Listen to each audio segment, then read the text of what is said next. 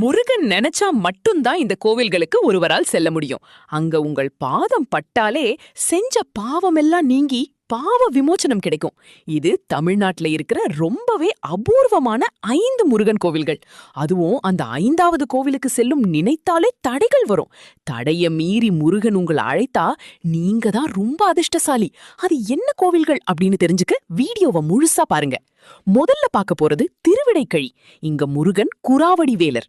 இங்க இருக்கிற பாதாள அறையில முருகனோட பாதம் இருக்குன்னு நம்பப்படுது. அந்த பாதத்தை நினைச்சு வணங்குனா தீராத வினைகளும் தீரும். 2வது கூர்வேல் முருகன் கோவில்.